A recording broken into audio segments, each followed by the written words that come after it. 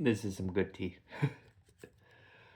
No, but today I think I want to talk about something that I've been going through recently as well, but the idea of emotional attachments and why they have so much of effect on us. I Throughout my travels, there's been a handful of people actually. I can think on top of my head 5 people in my travels that I have had beyond just a romantic attachment to, but some volatile, vehement, let's say, vehement emotional connection with, where it almost seems like we were on the same wavelength to the point that it would like vibrate and disturb your inner interemotional states, intermental states, uh, to get almost to natural highs. It's quite weird to explain. The people I'm thinking about, and to preface this as well, I think you can get emotional attachments that are beyond just familial, beyond just romantic. These I've found could be uh, perhaps just connections to something you're interested in. So, 5 I'm thinking about, one was a romantic relationship.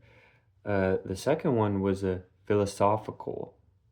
We dug deep into different philosophical, not debates, but ideas and understandings and how to present ourselves in this world. And I think through the philosophy, we're able to make a connect in a way that was unique to us. That's a good way to put it. So, I think in these emotional attachments, one thing that needs to be prevalent is it's unique between the individuals. That you're not going to get that same emotional attachment if you have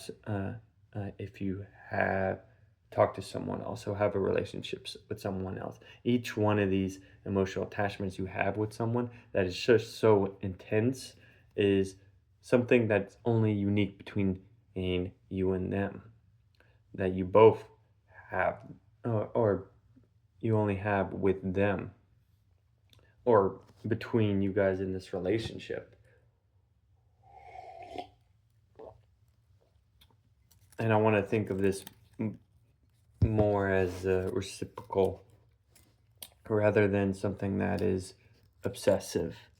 So we can stir our obsessions uh, that are, I think with obsessions,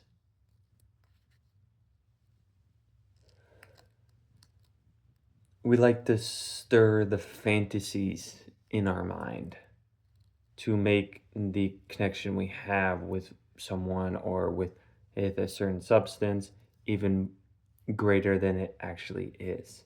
And I think that's the difference between obsession and emotional connection, or emotional attachment, is that in your emotional attachments, there is just the presence. And I've found it's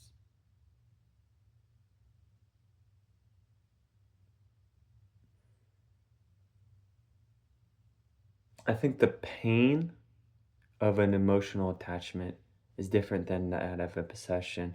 Pain of emotional attachment is something of more like a longing, or not a longing, but a lingering sadness. Kind of like you're continuously walking through a mist where you were going through a bright summer's day. It's the same day Hey, it's the same reality, but you're going kind of blind forward now, where you had this amazing clarity. Now you're going through a mist that it's going to lift eventually, and you know it's going to lift eventually, but it's ever present and ever blinding or blurry of your surroundings and vision. Whereas something like obsession is more like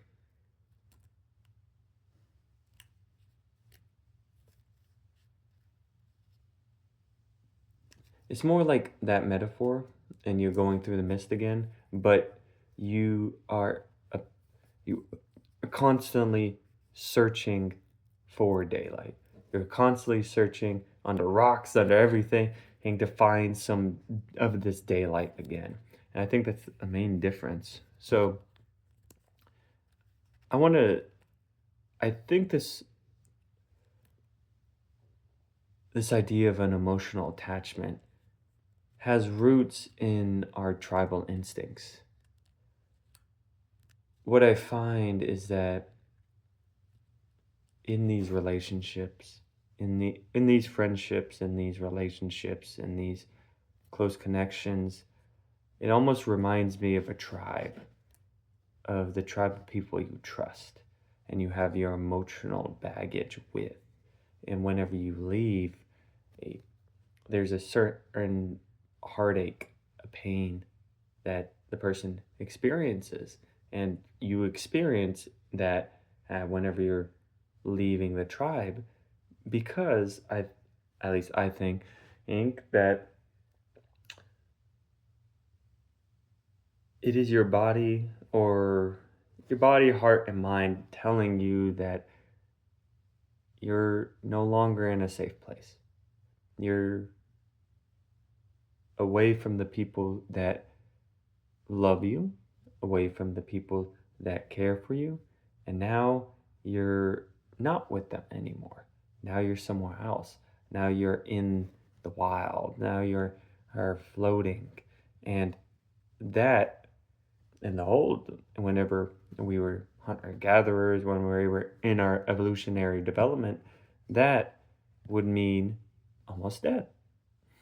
If you're in the wild, you're alone, you're not with your tribe, well, you're more likely to die because us as humans, unlike other animals, don't have aren't super fast, don't have a lot of uh, our bodies don't have innate abilities.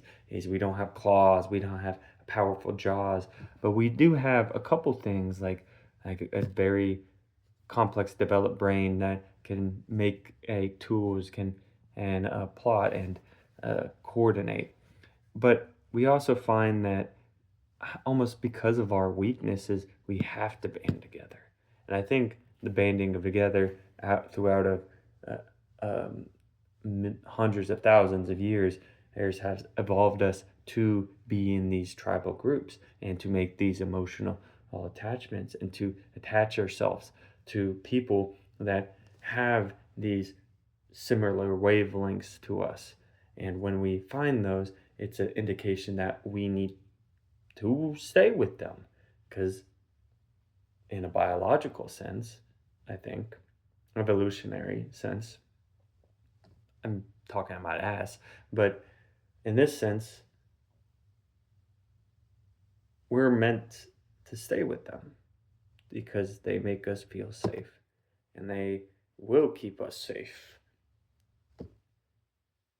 At least that's what our body and minds and hearts feel like. The modern world is much different. We can leave our tribes and walk through a world where we're completely safe. We can walk down the street and there's uh, no reason to fear in many places all around the world. But I don't think our bodies are made for that. I don't think our bodies, brains, and hearts are meant for that. So what we get instead is that after we leave after we depart from these people who we've established emotional attachment with. Even in my sense, with traveling, even a day or even a couple hours. If you just find someone who's on the same frequency, same wavelength, and you just get into it,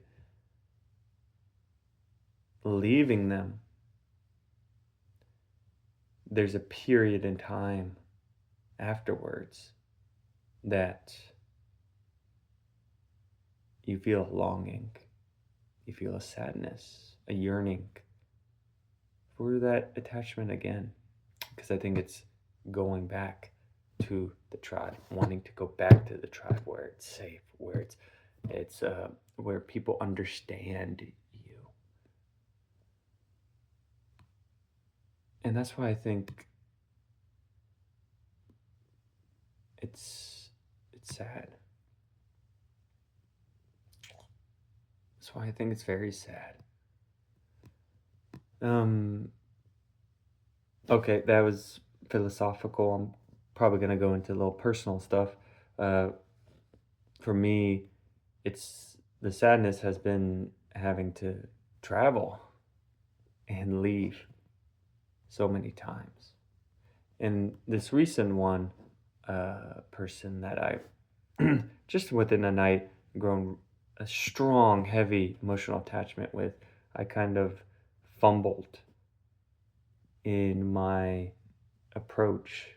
Not even fumbled, but I found after reflection that I prioritized desires unconsciously that I didn't want to prioritize.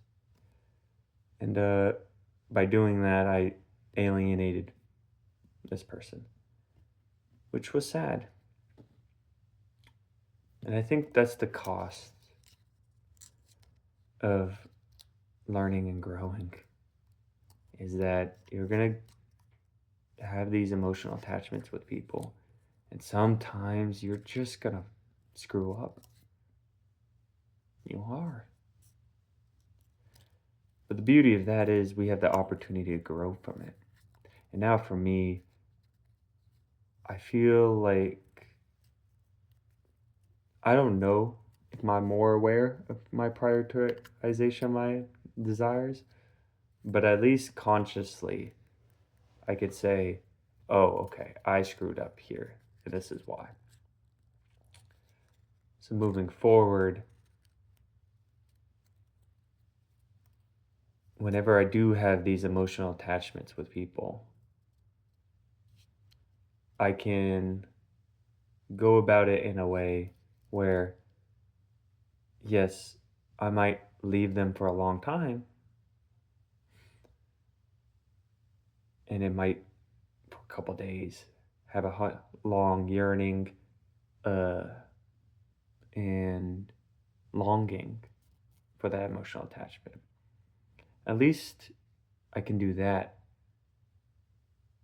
and have the possibility of seeing them again, either as a friend or even a romantic possibility, rather than having to deal with that pain and knowing that I'll never have that emotional connection with that person ever again.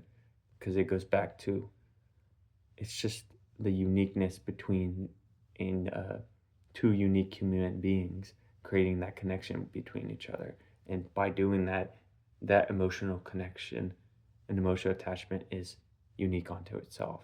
So to lose the possibility of ever getting that again is well, not the emotional attachment, but that specific unique, emotional attachment is very sad and very disappointing. But that's how we grow, like I said. But yeah, just things that I've been thinking about. So thanks for watching.